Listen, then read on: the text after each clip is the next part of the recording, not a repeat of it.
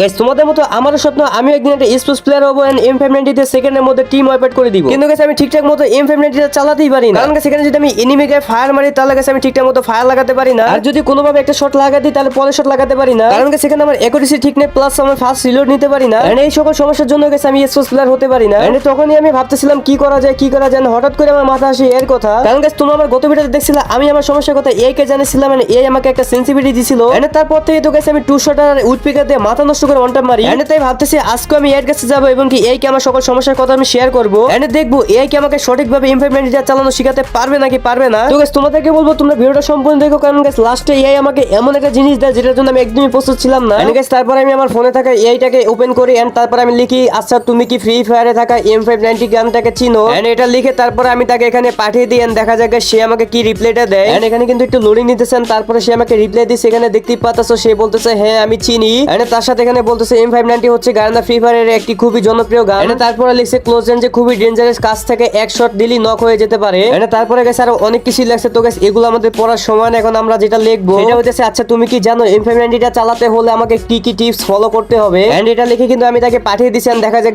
সে আমাকে কি রিপ্লাইটা দেয়। এন্ড এখানে কিন্তু দেখতেই পাচ্ছো সে আমাকে রিপ্লাইটা দিয়ে দিছে, সে বলতেছে হ্যাঁ একদম জানি M590 ঠিকভাবে চালাতে পারলে তুমি ক্লোজ ফাইটে একদম বেস্ট হয়ে যেতে পারো। এন্ড তাছাড়া দেখতেই পাচ্ছো সে কিন্তু আমাকে প্রো কিছু টিপস দিয়ে দিছে। এখানে লিখছে M590 চালানোর সেরা কিছু টিপস। এন্ড তাছাড়া এখানে লিখছে এই গান দিয়ে শুধু কাছাকাছি ফাইটের জন্য, দূর থেকে মারতে গেলে ড্যামেজ কম পড়ে। সে আমাকে বলতে চাচ্ছে আমি এই গানটা যাতে লং রেঞ্জে না ইউজ করি। তো গাইস এগুলো তো আমরা সবকিছু জানি, তো আমাদের যেটা দরকার সেটা আমরা খুঁজে বের করি। এন্ড এই যে দেখতেই পাচ্ছ সে আমাকে বুঝিয়ে দিতেছে গাইস এম আমাকে একদম বডি বরাবর রাখতে বলছে।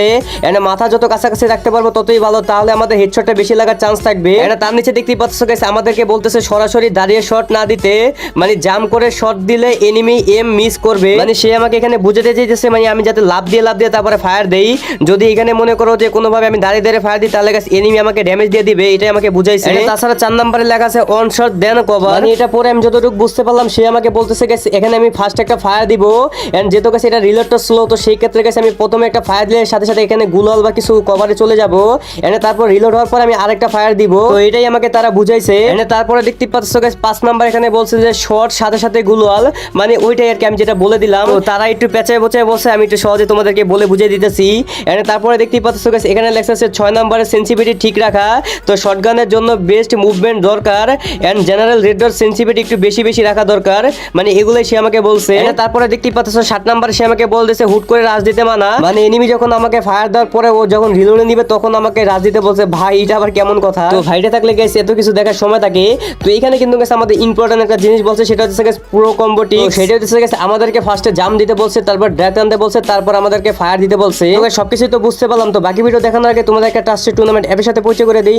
গাইস তোমরা যারা টুর্নামেন্ট খেলতে চাও তোমরা কিন্তু চাইলে খেলো বাংলাদেশ অ্যাপে টুর্নামেন্ট খেলতে পারো। এন্ড এই অ্যাপের লিংক ভিডিওর কমেন্ট বক্সে দেওয়া আছে, অথবা তোমরা যদি যে কোনো ব্রাউজারে গিয়ে সার্চ করো খেলো বাংলাদেশ, তাহলে কিন্তু তাদের অফিশিয়াল ওয়েবসাইটটা চলে আসবে। ওখান থেকে তোমরা অ্যাপটাকে ডাউনলোড করে নিবা। এন্ড অ্যাপটাকে ডাউনলোড করার পরে I M a new user register এখানে তোমরা ক্লিক করে দিবা। এন্ড ফার্স্টে তোমাদের একটা নাম দিয়ে দিবা, তারপর একটা ইমেল অ্যাড্রেস দিয়ে দিবা, তারপর একটা ফোন নাম্বার দিয়ে কঠিন একটা পাসওয়ার্ড দিয়ে ক্রিয়েট অ্যাকাউন্টে ক্লিক করে তোমার অ্যাকাউন্ট খোলা হয়ে যায়। এন্ড অ্যাপের ভিতরে ঢুকলে দেখতে পারবা এই অ্যাপে আছে BR match, survival match, class squad match, CS2 versus lone wolf match, তার সাথে আছে ফ্রি ম্যাচ। এন্ড তোমরা যারা গিভঅ্যাওয়ে নিতে চাও তোমরা কিন্তু চাইলে তার টেলিগ্রাম চ্যানেলে জয়েন থাকতে পারো। এন্ড এখানে কিন্তু তারা প্রতিদিন গিভঅ্যাওয়ে দিয়ে থাকে, তো তোমরা কিন্তু গিভঅ্যাওয়ে গুলো মিস করো না। এন্ড কোনো প্রকার কোনো সমস্যা হলে এখানে কিন্তু তোমরা অ্যাডমিনের সাথে সরাসরি যোগাযোগ করতে পারবা। এন্ড অবাক করার বিষয় হচ্ছে গাইস আমি নিজেও কিন্তু এখানে রেগুলার গেম প্লে করে থাকি, তো তার মানে তো গাইস বুঝতেই পারছো অ্যাপটা কতটা পরিমাণে ভালো। তো তোমরাও যারা ডাউনলোড করে উড়ে ধরে গেম খেলে টাকা কামাও। এন্ড গাইস চলে আসলাম অ্যাডের পরে। তো গাইস এখন আমরা যেটা সার্চ করব সেটা হচ্ছে গাইস আচ্ছা তুমি কি আমাকে এটার জন্য সঠিক সেনসিটিভিটি আর হচ্ছে সঠিক ফায়ার বাটনের সাইজ দিতে পারবা। এন্ড তারপরে একটু লোডিং দিলাম, লোডিং দেওয়ার পরে দেখতেই পাচ্ছ সে এখানে বলতেছে হ্যাঁ পারবো, তোমার জন্য একদম M590 প্রো সেটআপ বানিয়ে দিচ্ছি। আর গাইস আমি কিন্তু এখানে তাকে ক্যারেক্টারের কথা বলছি সেটা আমি ভুলে গেছি।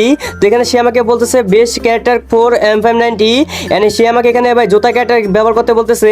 তো শটগান দিয়ে কিল করলে এসপি রিকভার দিবে এগুলো বলতেছেন। তারপরে দিতেছে আলোকের কথা। তো ভাই এগুলো তো আলতু ফালতু ক্যারেক্টার বলতেছে গাইস, এর চেয়ে তো আমি মোটামুটি ভালো ক্যারেক্টার কম্বিনেশন জানি। তো এগুলোর কথা বাদ দিলাম। তো গাইস এখন আমরা যেটা করব সেটা হইতেছে গাইস আমরা সেনসিটিভিটিটা দেখবো, কারণ গাইস আমাদের সেনসিটিভিটিটা হলেই হবে, আর কিছু লাগবে না। বাকি সবকিছু আমরা গেমের ভিতরে গিয়ে সেটআপ করে নিব। তো এই যে দেখতে পাচ্ছ গাইস এখানে কিন্তু গাইস আমাদের সেনসিটিভিটিটা দিয়ে দিছে। তো আমাদের জেনারেল লাগতে বলছে গাইস 190 থেকে 200, এন্ড রেড ডট রাখতে বলছে হচ্ছে 180 থেকে 195, এন্ড তারপরে 2x রাখতে বলছে 150 থেকে 170, এন্ড 4x রাখতে বলছে 130 থেকে 150, এন্ড এটা স্কোর রাখতে বলছে হচ্ছে 80 থেকে 100, এন্ড ফ্রি লক হচ্ছে লাগতে বলছে 60 থেকে 70। তো এখানে কিন্তু গাইস আমরা সবকিছু বুঝে গেছি। এন্ড ফায়ার বাটন ভাই ফায়ার বাটন রাখতে বলতেছে গাইস 75 থেকে 85 ভাই এত বড় কেন রে ভাই? এত বড় ফায়ার বাটন থাকলে তো গাইস শুধু বডিতেই লাগবে, হেডে তো জীবনও লাগবে না। তো চলো এখন আমরা এগুলা ভাই গেমের ভিতরে কি অ্যাপ্লাই করে দেখি আসলে কি এগুলা সত্যি কাজ করে নাকি। এন্ড আমি কিন্তু গাইস এখানে গেমের ভিতরে চলে আসছে। তো গাইস এখন আমরা সেটিং এ চলে আসলাম। এন্ড এখন গাইস আমাদের সেনসিটিভিটিটা গাইস আমরা ঠিক করে নেব। তো গাইস আমাদের রেড ডট রাখতে বলছিল, সরি জেনারেল রাখতে বলছিল গাইস 190।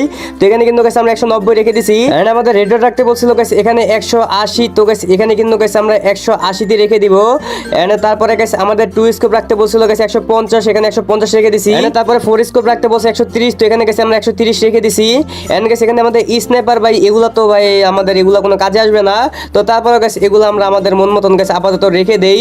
এন্ড এখানে দেখতে পাচ্ছ গাইস ফেস লক ভাই এগুলাও কোনো কাজের না। তো গাইস এগুলো আমরা এখানে রেখে দিলাম। তো এখন আমাদের যেটা কাজ সেটা হচ্ছে গাইস আমাদের ফায়ার বাটন। তো আমাদের ফায়ার বাটনটাও চেঞ্জ করতে হবে, কিন্তু গাইস আমি চাইতেছি আমাদের ফায়ার বাটনটা আমরা চেঞ্জ করব না, কারণ গাইস আমাদের ফায়ার বাটনটা যদি এদিক সেদিক করে তাহলে ঝামেলা দিতে পারে।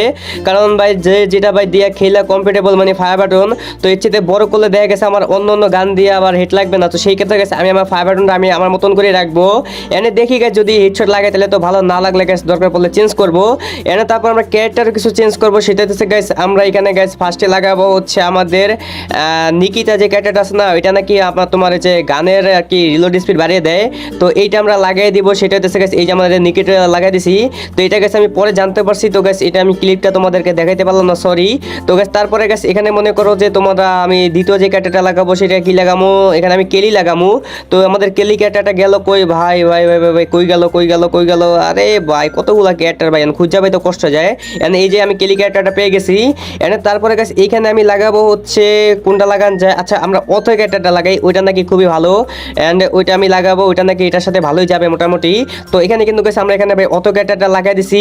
এন্ড আমাদের ক্যারেক্টার কম্বিনেশন মোটামুটি শেষ। তো চলো এখন আমরা গেমে চলে যাই। তো এখানে কিন্তু গাইস আমরা ট্রেনিং রাউন্ডে চলে আসছি। তো এখান থেকে গেছে আমি আরো M590টা নিয়ে নিলাম। এন্ড তারপরে গেছে আমি চলে আসলাম এখানে আমাদের যে সমস্যাটা দেখা যায় এটা সমস্যার সমাধান হয় নাকি।